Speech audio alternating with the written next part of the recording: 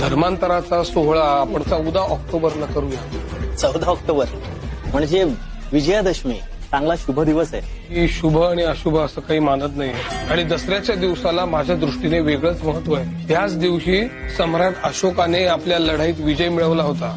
त्याच्या विजयाचा उत्सव म्हणून 14 ऑक्टोबर हा दिवस निवडलाय.